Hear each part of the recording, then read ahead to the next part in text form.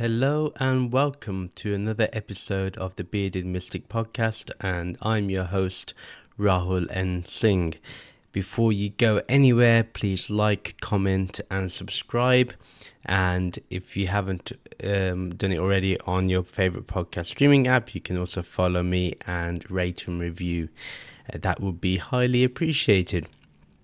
So today, as I mentioned yesterday, we'll be looking at the Vedanta Sara series that we started. And the purpose of this is to make sure we understand the basics of Vedanta. So when we come to my course, or when that will be out probably in the second half of the year, and then you have just generally, if you want to study the Upanishads, then it's really good for you to kind of get a grasp on some of the terms and the philosophy and some of the ideas that are talked about. So we know that we spoke in the first episode. We looked about how clear this consciousness is discussed, and how we are to recognize our true nature, that which is indivisible, eternal, and so forth, and it's blissful.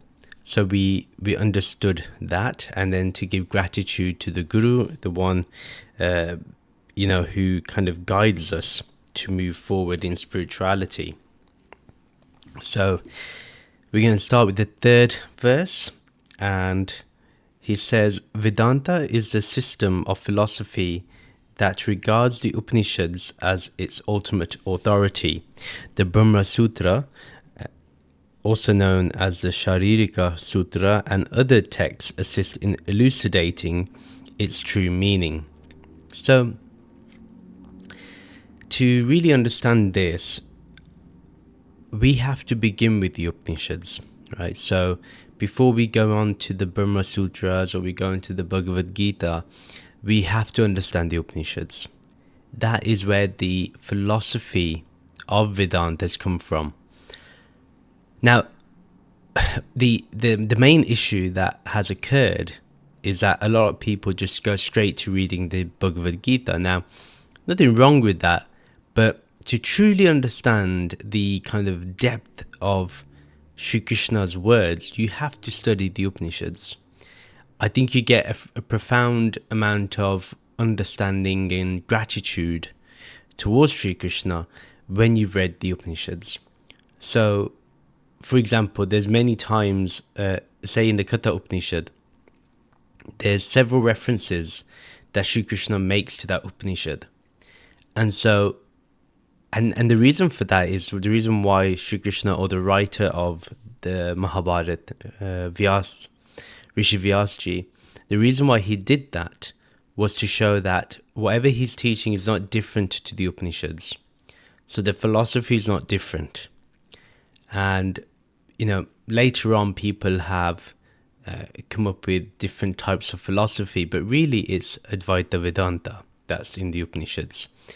Someone can contort a meaning that may be dualistic, but really, if you deeply look into what's being said, it's referring to that indivisible Brahman, and it's very clear that that's what your true nature is.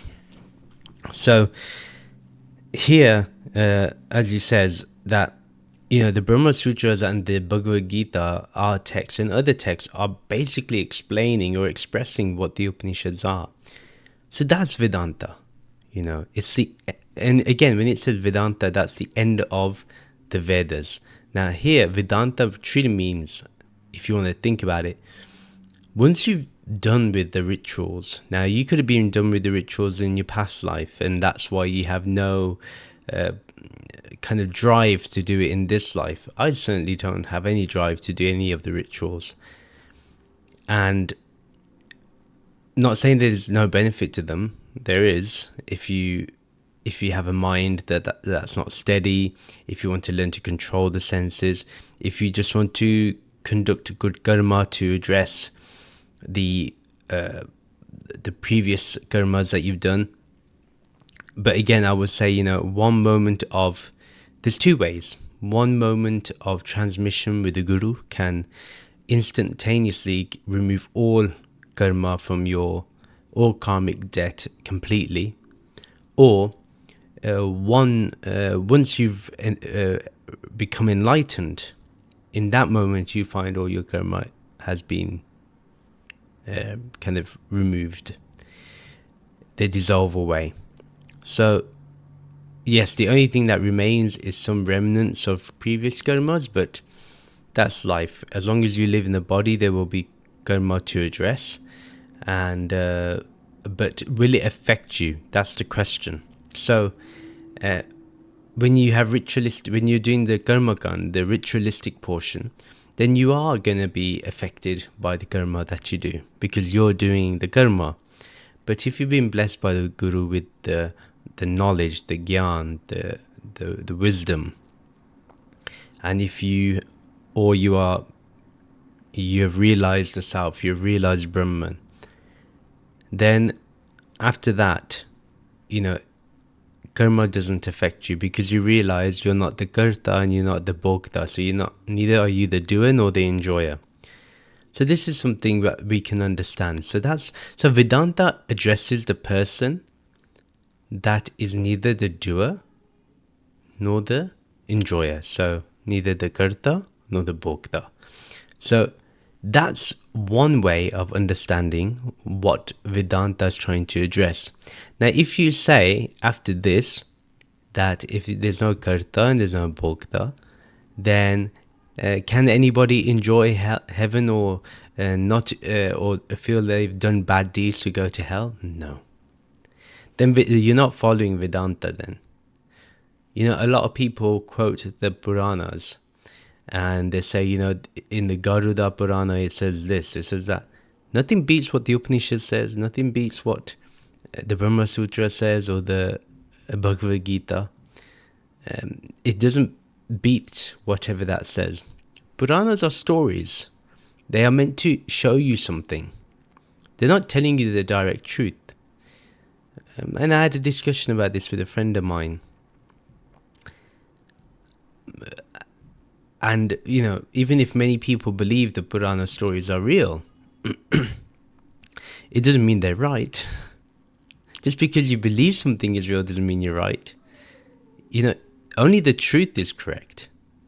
But if we keep saying that different degrees of falsity is right, then what is the purpose of becoming enlightened?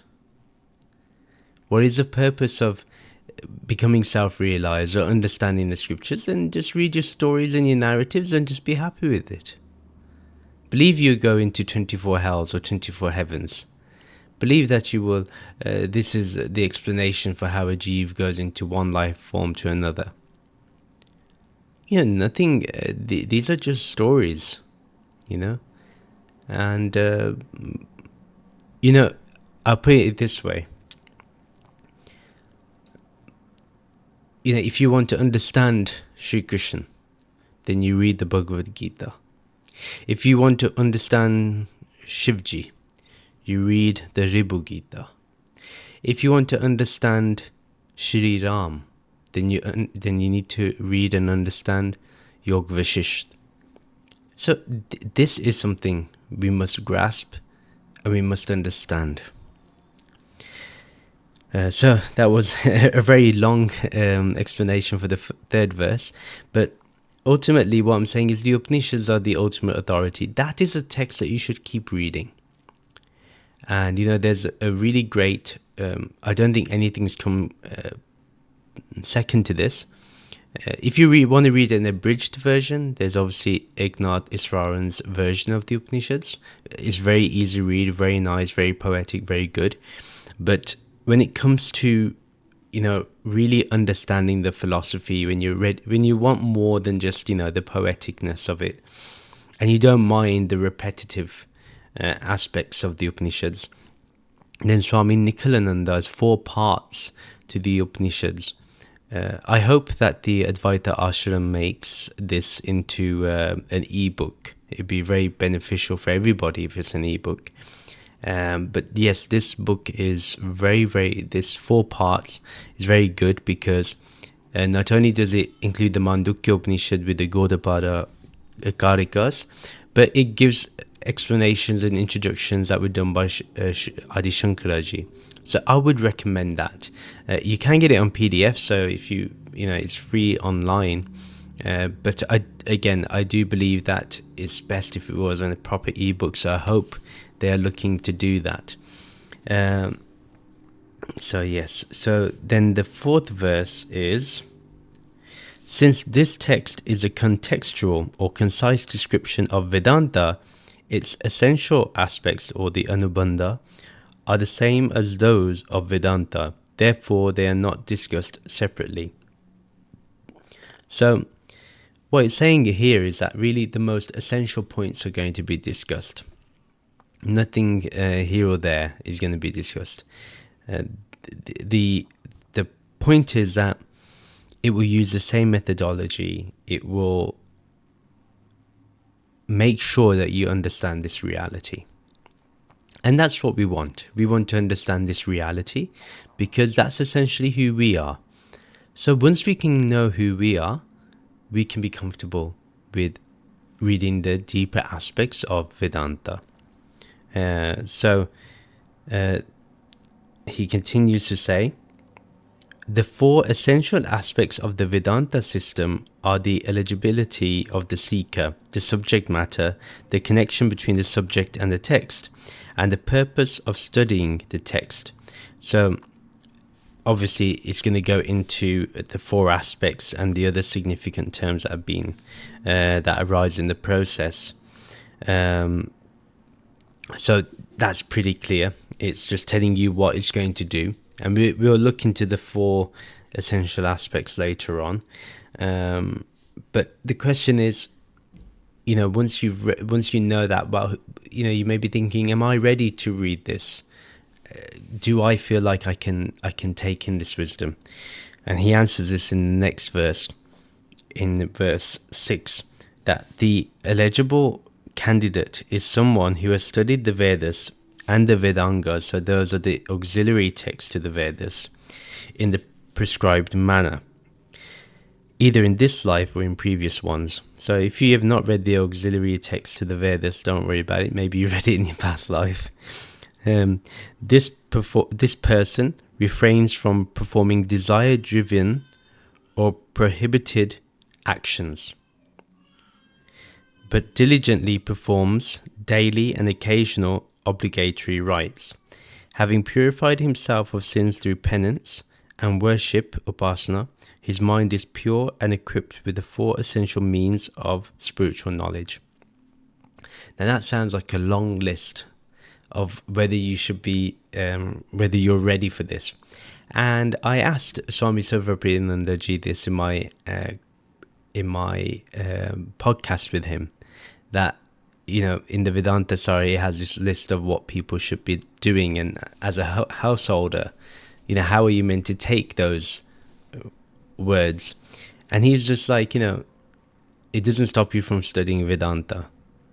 These are just guidances. These are just guidelines. Now, we can do things to make our mind pure as householders, and we can do karma yoga. One way to make sure we're not doing desire-driven desires, desire-driven action, or we're not doing prohibited actions like harming others, that's killing or stealing, doing any of those things. As long as we are fulfilling our duty, like if we're a householder, we're being there for our family, caring for our family, not being a burden upon them, listening to them, caring for them, being compassionate. Those help us to become, make our mind pure. So making sure that we do not have any sort of resentment in the family life or with our friends or with work, that we're sincere, and we do good deeds. So whenever we are around, we are helpful to others, we are kind. So when it comes to some of the other actions that it talks about, like the Nitya and Nemitika rights, we will look into those next time. We'll look at other rituals and stuff that it talks about. and what the prohibited actions are. But all I've got to say is, from this moment of us reading this, if you have a sincere feeling that you want enlightenment, that you want to be self-realized, that you want to be in the awareness of formless awareness, if you feel that this is what you want, then this text is for you, Vedanta is for you, and you can realize your true nature. One thing that is important here, and the reason why Vedanta Sara does this, is to make sure that those people that are not ready to experience this reality because they don't really want to, they're still stuck in the rat race of the world, they still do not inquire into Maya and see if it's real, then those people ultimately, they are not ready for this knowledge.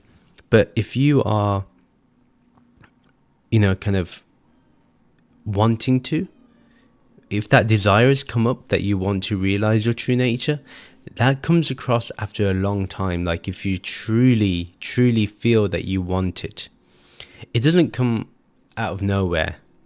It's not something that people just feel like, oh yeah, I want to know God, or I want to realize God, or I want to realize my true nature, I want to realize Brahman, I want to understand the philosophy of the Upanishads. That is not a normal circumstance, shall I say. It's an exceptional, special circumstance when you feel this. So that's why I would say, if you are ready for this, then just carry on with this series. Even if you feel that, according to this text, you're not ready, but you feel that maybe as you go along with this text, you may be ready, what I would do is just spend a few moments each day being aware of formless awareness, and just keep doing that. And if it brings you peace, if it brings you happiness, if it brings you joy, if you feel like, yes, this feeling that I'm getting, this experience I'm having, I want this to be with me all the time, then continue learning. You will benefit. Okay, we'll end it there, and we'll continue with the next verse later on, which will be about what actions should be performed, what actions are performed with desires, and we'll look at the prohibited actions and the nitya actions and the naimittika actions and penance. So we'll look into and the upasana aspect. So we will do those in the next couple of episodes. But let me know how you feel about this. Tell me, do you feel ready? Are you ready to awaken to this non-dual realization? If so, let me know. Like this video, comment, and I think on my podcast on audio streaming, you can actually send me a text. You're free to do that too. Join my Discord server if you haven't already. It's great if you can, and I shall speak to you soon. Take care. Namaste.